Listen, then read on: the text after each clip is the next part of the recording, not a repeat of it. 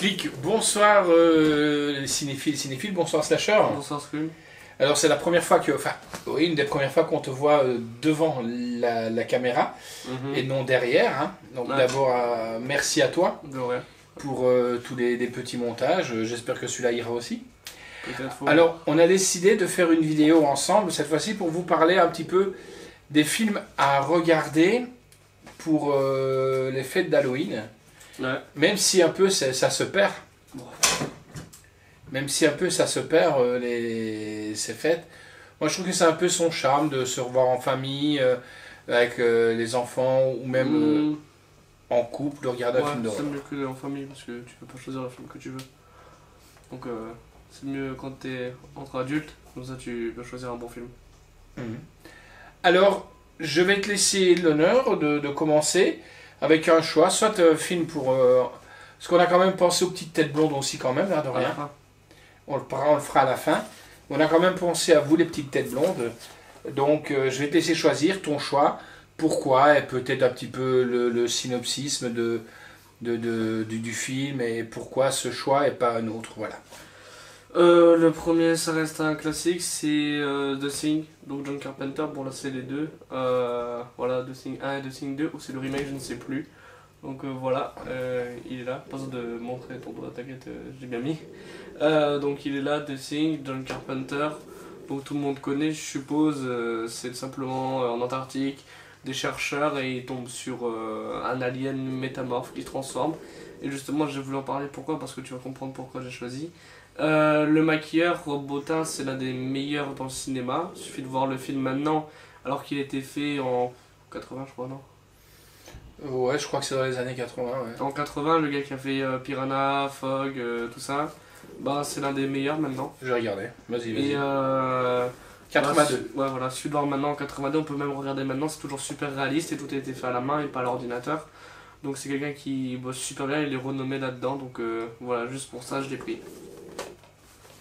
Donc, et tu conseilles plus quoi,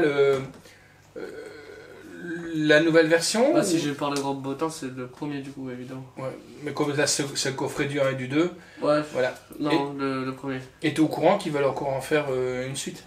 Bah, ça sert à rien. Ouais, mais bon, money for Ouais, money, non, hein, comme non, on dit, hein, ouais. voilà. Alors, là, moi j'ai choisi un classique de chez Classique.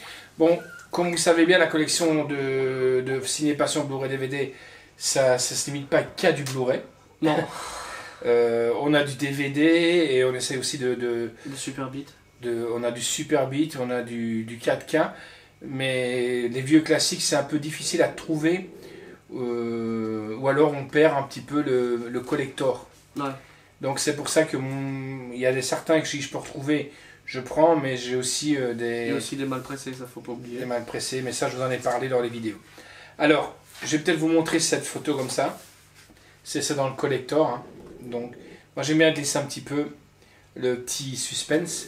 Je vais vous montrer l'arrière. Je vais vous montrer l'intérieur du collector. Hop. Donc, je vais vous donner d'abord le making-of. Hein. Le sang, c'est la vie. Donc, il y a plein de documentaires. Le style Deiko Inkasca. Caméra, les effets visuels de Dracula. Donc, comme ça, vous savez de quel film je vais vous parler. Rigueur et folie, visualisation de Dracula. Donc, il s'agit bien entendu de Dracula, d'après le roman de Bram Stoker. Voilà. C'est l'édition de luxe de DVD, 15e anniversaire, celui-là. Film de Francis Ford Coppola. Pourquoi j'ai choisi celui-là? Parce que ça peut se regarder en couple. Parce que je trouve que on marie un peu de l'horreur, mais aussi un peu de l'amour. Parce que ça reste quand même une histoire d'amour dans ce film. Et j'ai vraiment, vraiment kiffé ce film. Tout le monde connaît l'histoire de Dracula dans les Carpates. Hein, donc maintenant, si on prend vraiment la véritable histoire de Vlad Petech, donc qui était Dracula, c'est pas du tout ça, mais vraiment pas du tout. Ce qui est bien, c'est que dans Francis Ford Coppola, il en fait un petit peu une aparté, juste un petit peu. Et puis après, on part dans un film. C'est du gothique. C'est du gothique, exactement, voilà. Et sincèrement, en plus avec des acteurs, mais de ouf. Winona Ryder, Anthony Hopkins, Keanu Reeves, on ne voit pas que Keanu Reeves, dans les derniers films qu'on a regardés dernièrement, qu'on a bien aimé d'ailleurs, hein, qui est un film super d'action, là on voit un Keanu Reeves tout mignon, tout gentil, mais franchement super. C'est un multi-acteur aussi, c'est ce que je dis. Keanu Reeves peut aussi jouer aussi bien des films d'action comme des films un peu plus voilà, avec des rôles un peu plus précis entre guillemets, plus dans l'horreur. On l'a vu aussi dans Matrix. Voilà, ouais, Neo, merci. Et donc c'est un peu un acteur que je vais mettre au même niveau que Johnny Depp. Franchement, donc c'est mon premier coup de cœur, c'est Dracula, qu'on peut regarder avec madame, blotti dans les bras. C'est vraiment un très très bon film. Je pourrais même le classer aussi dans un film de Saint-Valentin. Ouais, mais il est assez long, je crois. Hein? Il est assez long celui-là, il me semble. Il est assez long, hein. Ce film il dure quand même 2h30, 2h05. 2h05. Ouais. Mais bon voilà, donc c'est le 15e anniversaire. Et pareil, s'il ressortirait la même chose avec le même contenu et tout ça en Blu-ray, ça me ferait plaisir. Donc c'est pour ça que je l'ai en DVD. Ou la BO aussi. Ah ouais, mais la BO, avec Annie Lennox qui chante la chanson Why. Non, pas juste la BO symphonique. Ah, toi t'aimes bien, oui, Carmine Rabuana. Mais moi j'aime bien aussi la chanson Why de Annie Lennox, qui était une super balade à l'époque, super slow qu'on dansait dans les soirées, quoi. Voilà, ça c'est mon premier coup de cœur à moi. À toi, Slasher. Ensuite, on va parler d'un film de la RKSS. Donc, ça, c'est pas de. Ils ont pas tellement fait de l'horreur, c'est plus justement des films enfants, un peu ados, un peu fantastiques. Et c'est quoi? C'est une bande de réalisateurs et tout. Donc là, c'est Summer of 84. Donc, ça, c'est un peu plus pour tout le monde, plus grands accès. Donc, c'est un film qui a pas été très médiatisé, je trouve. Ouais, on en a vraiment pas beaucoup parlé. En gros, c'est quoi? C'est en été 1984. Je lis comme ça parce que je m'en souviens plus trop, je me souviens plus de certaines scènes. Où plusieurs adolescents disparaissent dans une petite ville des États-Unis. Donc, oui, c'est ça, en gros, c'est des disparitions d'adolescents. Et un de ces adolescents soupçonne son voisin. Donc, ils vont un peu enquêter sur celui-ci. Tout ce qui est infiltration et tout, son voisin qui est justement policier, qui est soupçonné d'avoir fait ces meurtres. Donc ça part d'un truc un peu gentil, un peu de gosse, teen, un peu cette période-là, voilà. Goonies, On tout avait, ça. ouais, tout ça. Et mais ça part aussi dans certaines scènes qui sont vraiment violentes, gore dedans. Donc notamment à la fin. Et franchement, je le conseille, c'est un peu un mélange de, ouais, je dirais Goonies et Paranoïaque avec Shia LaBeouf. Donc ouais, il est vraiment bien. Donc film de la RKSS, Summer of 84. Ce que je voudrais faire remarquer sur ce film Slasher, c'est que quand on voit aussi le visuel, on voit un peu aussi le visuel un peu à la Stranger Things. Ouais, mais aussi, c'est ouais. pas du tout un film à la Stranger Things avec des aliens et Non. tout ça. Mais la BO, Mais la BO, ouais. voilà, il le dit lui-même, elle déchire tout. Elle déchire même tout niveau prix aussi, ouais. Et prix, voilà, prix. Et malheureusement, comme le Slasher l'a bien dit, c'est un film qu'on n'a pas entendu beaucoup parler. Malheureusement. Et là c'est le chien qui vient d'entendre justement qui est contre le prix de la BO. Donc ce qui est un peu dommage, c'est que tout, voilà, c'est le titre Summer of 84, année 84, mais mélanger tout, le concept, la vie comment elle était, le matos avec les walkie-talkie quand on était gamin, parce que le slasher est quand même beaucoup plus jeune que moi, normal, c'est mon fils, sinon je me poserais des questions. Mais la BO est adaptée aussi aux années 84, et c'est ça qui est vraiment génial. Et malheureusement, on n'en a pas entendu parler, et quand on veut se procurer la BO, Ouais, ça fait mal. Procurer, c'est limité, je crois, du coup, c'est pour ça qu'on l'a. On pourrait la payer. Bon, je sais même pas le prix maintenant ce qu'il vaut. C'était à 80 € il y a 2-3 mois. Donc là, je pense qu'il vaut plus de 130 €, 200 €, donc faut voir quoi. Mais un film à voir, par contre, vous allez vous dire, oui, c'est un peu... Ah non, pas avec des enfants. Voilà, pas avec des Non. enfants. Voilà. Non. C'est quand même si vous avez dit avec histoire un peu Goonies, ça veut dire Goonies c'est quand les enfants, les jeunes, ou même ados partent à l'aventure. Avant soi, et du paranoïaque avec Shia LaBeouf aussi. Voilà, donc c'est un mélange. Pas à voir. Allez, moi je vais dire, j'aime bien parce que tu dis 12 ans. Voilà, 12 ans. Ouais, c'est Quoique largement maintenant, suffisant. bon, ils regardent du Walking Dead, donc voilà. Donc, Ça, c'est différent. alors, mon deuxième coup de cœur. Vous allez dire, je sors beaucoup du collector, mais beaucoup aussi du DVD. Je vais vous dire Fariaza Black, Robin Tunney, Rachel True, Neve Campbell. Il s'agit de The Craft. Pourquoi The Craft? Pour plusieurs choses. Jamais vu. L'histoire, elle est super. C'est des jeunes qui vont ça. C'est un peu des jeunes. Encore une fois, on est un peu dans le milieu gothique. Vas-y, vends-le moi, j'ai jamais vu. Donc vends-le moi. Je vais te le vendre. Hein. Voilà, donc c'est des jeunes qui ont envie d'essayer tout ce qui est paranormal, l'adoration, les sorcières et tout ça. Donc elles vont s'essayer à la sorcellerie. Malheureusement, il y en a une qui va prendre un pouvoir. Et ce pouvoir, elle va vraiment mal s'en servir, voilà, comme le slasher dit, même s'il n'a pas vu. Elle va plutôt s'en servir en mal vis-à-vis même de ses collègues, de ses copines. Et le problème, c'est que ça va tourner au drame. La musique, elle est géniale. En plus, je ne me cache pas de vous dire, j'aimerais bien aller habiter au Canada. Je suis fou amoureux de Neve Campbell. Le slasher le sait, il me connaît.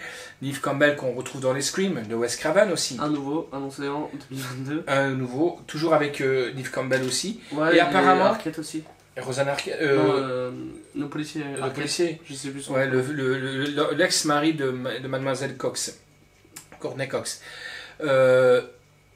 Pourquoi The Craft aussi? Parce qu'il y a un nouveau qui est annoncé, un remake. Ouais, c'est David Duchovny, je l'avais dit, c'est David Duchovny qui avait annoncé, je sais pas si c'est une partie 2 ou un remake, mais David Duchovny. Parce que maintenant il est plus passé producteur que acteur et réalisateur. Donc il a un peu, entre nous, on va faire d'aparté. Avec Californication, ça peut entraîner à la production. Ouais. Mais ça, regardez, ouais. ça ouais, t'en as déjà parlé. Mais ouais, il a annoncé un nouveau, il a mis la pochette même, donc il faut aller voir sur la page Facebook de David Duchovny, il en a parlé. Voilà, The Craft, j'adore ce film, les effets sont bien faits pour l'époque. Hein. Alors là, bien entendu, on a des interactivités, c'est un petit peu comme ça, mais ce qui était bien à l'époque, c'est ça aussi qui vient de garder quand même des DVD, c'est que là, ils font quand même l'effort, ils faisaient l'effort, on avait quand même du 5.1, parce que quand on voit soi-disant des remasterisations d'images, on fait, ok, ils font des remasterisations d'images, mais pas de son, quoi. Voilà, donc on a le commentaire du réalisateur, scène supplémentaire, documentaire, Conjuring de The Craft. La BO, donc c'est ce que je vous ai dit, la BO elle est isolée, c'est ça qui est bien.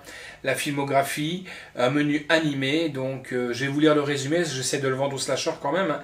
4 lycéennes décident d'avoir recours à la magie noire afin d'invoquer les esprits les plus puissants et transformer leurs rêves en réalité.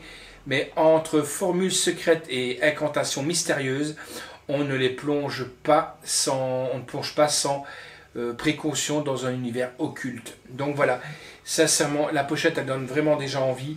Je dirais même un film un peu teenager en même temps, mais sincèrement, un film à voir, et ça change aussi de tous les films qu'on vous conseille aussi le soir d'Halloween. C'est des choses que je crois pas que vous verrez à The Craft ou quoi, même sur des chaînes spécialisées. Ça peut passer sur des chaînes belges, ça. Peut-être, mais peut-être pas la veille d'Halloween. Ils passeront plutôt à un truc qui porte le film Halloween, quoi. Voilà. Ouais. Allez, voilà, The Craft, version collector, donc à l'époque en Blu-ray. Pareil, si je retrouve le Blu-ray avec le même contenu, je saute dessus. Et bien entendu sur Neve Campbell aussi. Ne voudra pas de moi. Dernier film en date de Neve Campbell, on s'est bien marré. C'est avec monsieur qui manquait une jambe. C'est avec The Rock. Skyper dans la tour là. Elle jouait le rôle de sa femme, tu te rappelles pas? C'était Neve Campbell. Ah oui, c'est vrai. Prochain film, je vous ai parlé d'un teenager donc avec des enfants assez gentils. Là, on permet sur des enfants débiles. Je sais pas comment on parlait de ça. Débiles, méchants, atroces.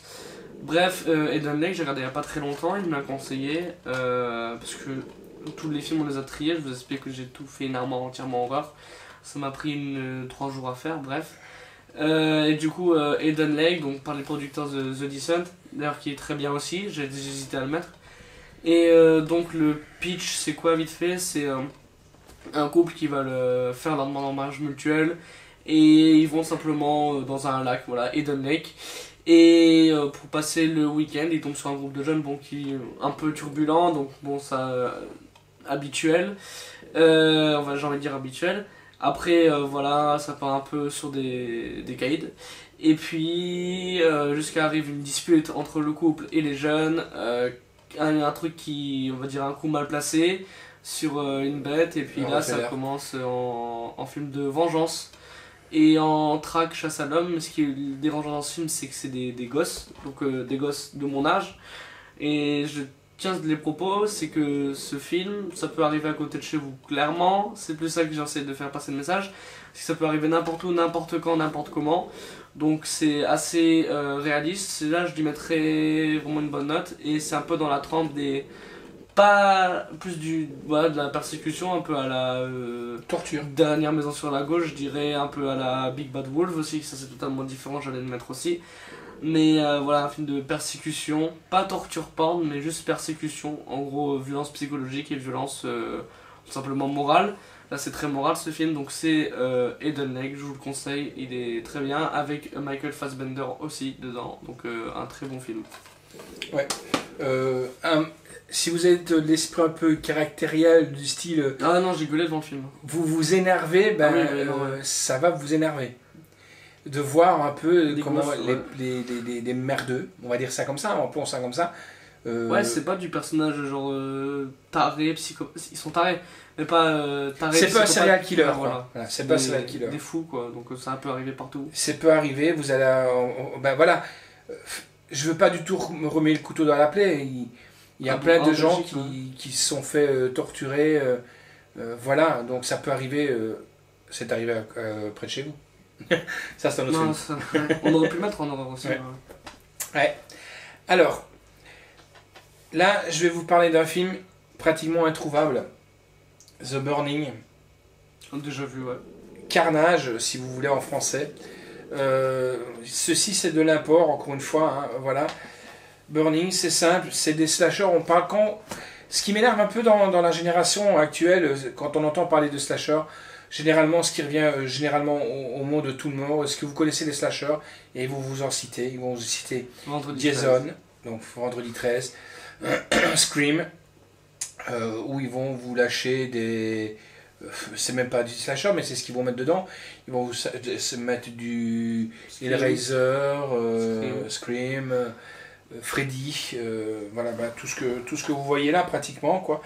Mais Carnage. C'est pas un slasher, ça. Non, ça c'est les dents de la mer. D'ailleurs, en parenthèse, on aurait pu le mettre, mais moi j'appelle plutôt ça. J'hésitais, mais ça c'est plus. Pour moi, c'est un film devenu banal, quoi. Un très bon film, d'accord, mais non, pour moi, c'est devenu banal, quoi.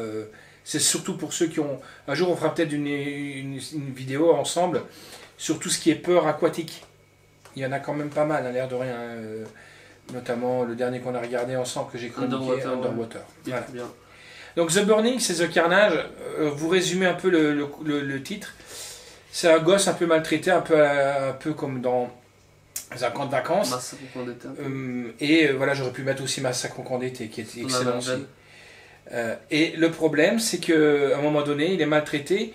Et burning veut dire ce que ça veut dire, brûler. Donc il est pris en aparté et il brûle, on le croit mort. Et il revient plus tard. Ça, c'est la tortue qui vient essayer le saut de l'ange. Il n'y est pas arrivé. Et ce qui est assez dingue, c'est que là, on n'a pas affaire à une machette, on n'a pas affaire à un crochet, on n'a pas affaire à un pic à glace, on n'a pas affaire à tout ça. On a affaire à une cisaille, comme pour couper les haies. Ouais, bah j'ai bien aimé, mais c'est ça, c'était plus la recherche à l'arme improbable. Il est bien, c'est un peu la même veine à un camp de vacances pour les gosses, c'était ça il me semble, celui-là. C'est ça, ouais. Au début, et Vengeance en soi, c'est un peu de la même veine, mais il est bien, ouais. Moi, c'est un film que je vous conseille. Bon, maintenant, soit vous le procurez, soit vous regardez comme il y en a beaucoup qui font en streaming ou quoi. Je sais bien qu'il est disponible sur une plateforme, parce qu'il est introuvable, hein, mais il est disponible sur une plateforme. Vas-y, tu peux. C'est pas légal, mais il est disponible sur YouTube. Il me semble, hein, je l'ai vu il y a des années, j'avais peut-être 10 ans, donc bref.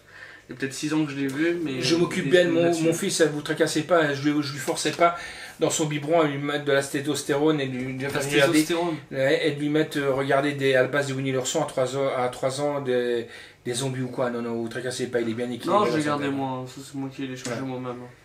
Mais sincèrement, je voulais vous parler un petit peu de ce film. Pourquoi? Parce qu'on n'en entend pas beaucoup parler, malheureusement.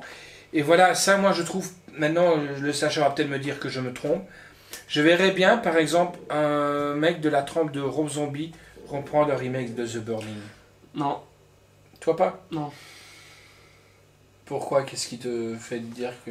Le côté camp de vacances, je pense, voilà. Ouais, mais ça Ouais, changera non. un petit peu ses habitudes, quoi. Justement, il veut plus faire du biopic aussi maintenant, donc... Ouais, mais enfin, je le verrai bien. Pour moi, pour le moment, c'est... Ou alors un ninja. Qui a été traîné un peu dans la jeunesse avec les Piranha, notamment. Ouais, ouais. Voilà, donc The Burning, à vous procurer, les amis. Ensuite, je vais dire... j'allais dire Massacre à la tronçonneuse à la place de Burning, en vrai. Ouais. Ça aurait été mieux Massacre à la tronçonneuse, je trouve. Bah, moi, j'aime pas tellement Massacre à la tronçonneuse. Enfin, c'est un grand classique, mais ce qui m'énerve énormément, mais toi, tu me dis toujours le contraire, ça me saoule d'entendre crier. Ouais, hurler. mais c'est fait pour. Ouais, c'est fait pour, quoi, mais... C'est pour justement te dire putain de ta gueule et te faire stresser en même temps, donc... Letterface, qui est une histoire vraie aussi. Voilà. Et parce que Burning c'est cool, c'est une cisaille, c'est mémorable, mais Massacre à la tronçonneuse, une tronçonneuse, ça te fait peur maintenant, à cause de ce film. Mais ce qui est encore mieux, c'est que c'est le bruit maintenant qui te fait peur. Ils ont su faire transformer un bruit qui te fait peur maintenant. Tandis que ça, tu vois... Attention, quand je vois mon père couper les avec sa truc, je lui dis, oh, tu t'es pas brûlé. Il me fait, non, ça va, donc je m'approche. Non, non, il s'est recollé le doigt. Il s'est recollé le doigt. Ouais. Après, j'ai parlé d'un film, c'est vraiment un film de niche que j'aime bien, ça fait des années que je l'ai vu, bah, depuis 2015 à peu près, vu que 2016 il est sorti en vidéo. C'est The Strangers, donc un film de Na Hong Jin, donc celui qui a fait The Chaser, donc c'est un film de genre très spécial. Les gens vont dire que c'est un thriller, mais je dirais non, je vais pas te spoiler en même temps, mais je dirais non. Parce que c'est tout simplement un enquêteur coréen, ouais, c'est un film coréen. Coréen qui décide d'enquêter dans un petit village vraiment minuscule, quoi, un village un peu traditionnel, sur une série de meurtres inexpliqués et ultra violents. Puis du coup c'est un peu, les meurtres sont inexpliqués, du coup le village se monte les uns sur les autres. Et les rumeurs vont sur un vieux gars, donc un étranger justement en plus, donc du film The Strangers. Donc un étranger qui est là et qui attise des soupçons et qui mélange un peu des côtés horrifiques traditionnels, légendes urbaines et tout.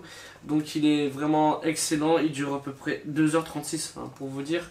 Mais j'ai envie de le revoir le même maintenant juste après, donc franchement il est très bien, un film costaud et génial.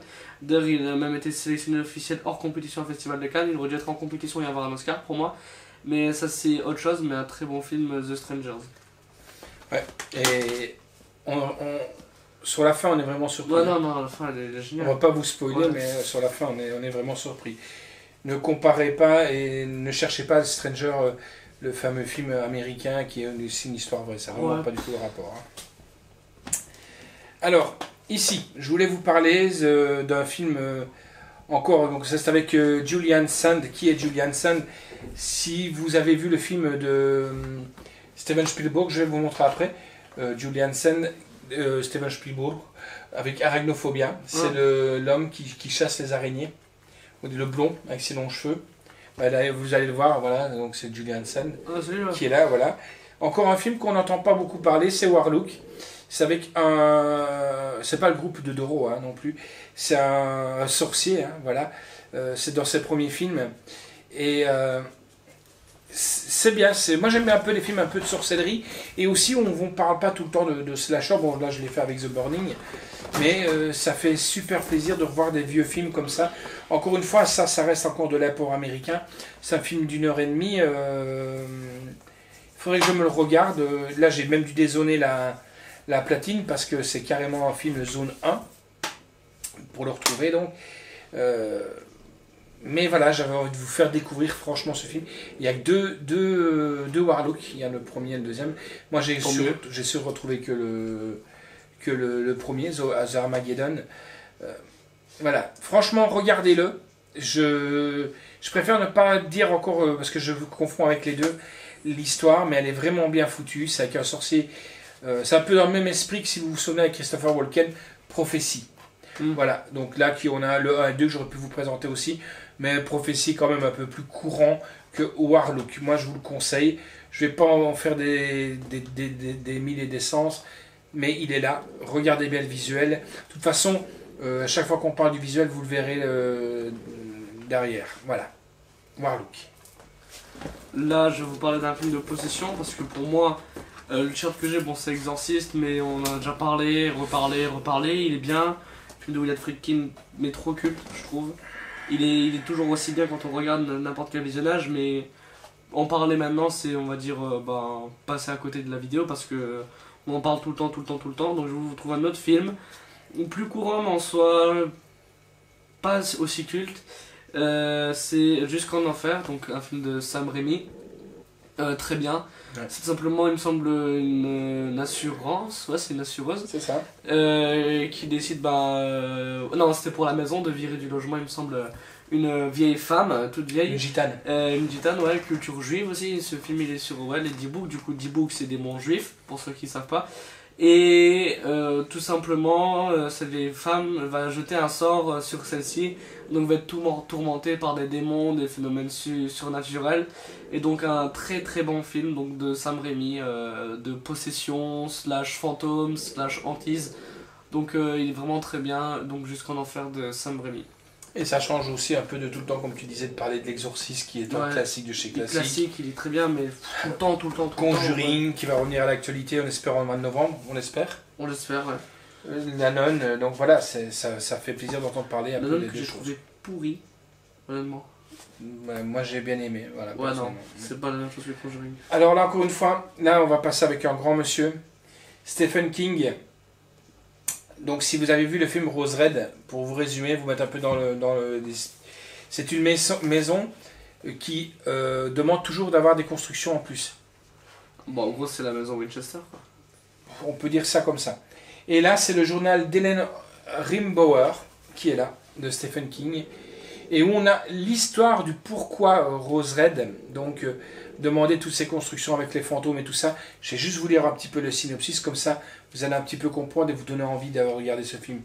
Le journal d'Helen Rimbauer ouvre les portes de l'intrigue du best-seller de Stephen King, Rose Red. Ce journal révèle comment l'étrange mariage d'une femme influente, d'un industriel adultère du XXIe siècle, est à l'origine des atrocités qui se déroulèrent dans leur gigantesque manoir vivant à Seattle. Des extraits du journal intime dérivent et décrivent les événements mortels qui ont eu lieu au sein et autour du domaine Rose Red, qui ont métamorphosé la femme innocente et soumise qui était Helen Lisa Brinard, est une folle possédée par la puissance obscure de la maison. C'est un film, c'est une suite de 84 minutes que je vous conseille franchement. Et si vous aimez un peu l'esprit Stephen King, c'est à voir et à revoir et à posséder. Du coup là je vais vous parler d'un film, bon, Halloween sans Halloween pour moi c'est pas Halloween, bref, c'est mon film culte que je me repasse 1 ou 2 fois par an. C'est Halloween, non pas de John Carpenter, parce qu'on a déjà parlé de The Thing, mais Halloween Rob Zombie, donc Halloween 2007 pour moi, il me semble que c'était du 2007 de chez Miramax je crois, 2007 ouais. Donc Halloween, un très bon film. Donc celui-là c'est pas celui qui est mort, d'ailleurs c'est très bien, parce que pour moi le premier c'est le meilleur. Donc totalement un remake assez vraiment bien. Il respecte un peu John Carpenter, même si John Carpenter je crois qu'il n'avait pas très bien accueilli. Et le deuxième, ça c'est totalement une suite qui a été écrite entièrement pour Rob Zombie de A à Z, qui n'a aucun rapport avec les autres Halloween. Mais celui-là, tout simplement, il est génial, il est gore, violent, drôle dans le sens de certains personnages, mais franchement il est très très bien, avec Tyler Mann en plus qui est un gars super sympa. Donc je recommande honnêtement Halloween, vraiment un super bon film avec de super bons acteurs qui jouent bien. Le gosse qui joue Michael Myers quand il est jeune, il joue superbement bien. Donc franchement ce film est excellent, je le conseille. Film de Rob Zombie tout simplement. Tyler Mann qu'on a vu ouais justement, c'est pour ça que je dis que c'est un gars super sympa, la Weekend of Hell, ouais. Malheureusement, Weekend of Hell cette année qui se tiendra un peu. Il se tiendra, mais très limité pour les places si vous les cherchez. Voilà, à cause du corona. Merci Corona. Alors, mon dernier film pour adultes. Pour adultes, c'est pas les attaques des zizi volants, loin de là. Mais c'est très dur à choisir pour des films de zombies. Et là, le problème, c'est que j'avais envie de prendre en même temps fantastique, zombie. Moi aussi, je voulais prendre un zombie de base, je voulais prendre l'Armée des Morts de Zack Snyder. Moi, j'ai pris Resident Evil. Pourquoi? Parce qu'il y a un nouveau jeu qui va arriver, Resident Evil, où il est déjà arrivé. Ouais, il va arriver sur PS5, il a l'air d'être excellent, c'est Resident Evil Village. Voilà, donc je ne savais même pas parce que je suis pas du tout gamer. Non, mais il a trop bien celui-là. En plus, je crois qu'il y a un nouveau film qui va arriver, Resident Evil. Franchement, la série Netflix. La série Netflix, voilà. Moi j'adore aussi Michel Rodriguez qui joue dans le premier. Mila Jovovich qui est bien aussi. Et j'aime vraiment bien cette saga Resident Evil. Toutes confondues, même la saga, la version animée. Ouais, même les deux animés, les deux des Ouais, animés. je trouve vraiment très bien. Et je trouve que c'est pas mal un peu de changer des classiques. C'est pas du zombie, c'est genre des Il y a monstres. tout, des démons, des monstres. Les effets, j'ai vu il y a pas longtemps, ils ont très mal vieilli, mais Ouais. ils restent très bien. Et même la BO avec du Marilyn Manson, du Slipknot, et elle est trop bien quoi. Et puis bon, ça vous donne envie de, même si vous n'êtes pas gamer, voilà, c'est comme quand vous regardez un film de l'aventure de Lara Croft, pardon, vous avez envie de jouer à Tomb Raider après quand vous sortez quoi. Le plus c'est nouveau parce que celui avec comment il s'appelle, l'un des premiers justement qui était fait de Lara Croft. Comment ça s'appelle l'actrice? Angelina Jolie. Ouais. Bof. Mais là quand même, bon voilà, c'est donc franchement, j'ai bien aimé. C'est mon film un petit peu zombie qu'on peut regarder avec des ados qui vont bien aimer parce qu'ils vont se voir un peu plus plongés dans le film et dans le jeu. C'est un peu du cube et tout dedans, donc il est bien. Mais niveau BO, le premier, c'est Marilyn Manson Slipknot comme je disais. Mais niveau film, je dirais le 2. Le 2, je préfère largement le 2. Umbrella Corporation. Voilà, donc d'ailleurs c'est comme ça que ça s'appelle la série, je crois, Umbrella. Ouais, j'attends qu'elle arrive, j'attends impatiemment qu'elle arrive, tout simplement. Voilà, donc franchement. Même au nouveau jeu. Sincèrement, voilà, si j'avais pu prendre mon choix de zombie, j'aurais pu prendre aussi bien une série comme Walking Dead, mais je ne l'ai pas fait parce que Culte. c'est trop culte et on en entend parler. Là, ça revient demain. Aujourd'hui sort enfin l'épisode et voilà. C'est pour ça. Aujourd'hui, mais nous on l'aura pas aujourd'hui, on l'aura demain. Ouais. Oh putain. Voilà. Et ensuite, mon film pour enfants, donc pour terminer. J'ai pris pour moi mon film culte aussi quand j'étais enfant, je l'ai bouffé je ne sais combien de fois, honnêtement je l'ai séché, je l'ai même montré à tous ceux que je connais. Donc c'est un film justement de Steven Spielberg et Robert Zemeckis, déjà un film d'animation, c'est animation de pâte à modeler pour moi. Donc c'est Monster House, il est pas très connu je trouve, et il est excellent, vraiment je l'ai séché ce film, il est génial. Donc ça mélange un peu le concept teen, enfant, et maison hantée, maison tueuse, tout ça, et il est génial. Donc le collecteur là avec la roue qui tourne, donc je sais pas si elle marche encore parce que tellement aussi que je l'ai séché cette roue. Voilà, on voit aussi à l'intérieur le volet, là, la maison elle tourne aussi quand on voit. Ouais, ça bug quoi, ouais, non, je l'ai séché quoi la maison, donc bref. Ensuite le gros collecteur là avec donc des bonus animés et tout. Que voici, mais ce film il est génial, le meilleur film pour moi qu'on pourrait conseiller des enfants. Pas des trop jeunes parce qu'ils vont quand même, je pense vraiment quand même avoir peur à certains moments. Pour des vraiment toujours je dirais 5 ans quoi, ils vont avoir peur, mais surtout sinon... quand la maison se fait avaler. Ouais. Mais sinon il est vraiment génial. Pour moi l'un des meilleurs films qu'on peut faire pour des enfants d'horreur pour commencer c'est Monster House. Le choix pour les enfants, parce qu'on a quand même voulu parler pour les petites têtes blondes, parce que Halloween c'est leur journée aussi, hein. Des bonbons ou la vie ou des bonbons et tout ça, je sais même plus comment on dit d'ailleurs.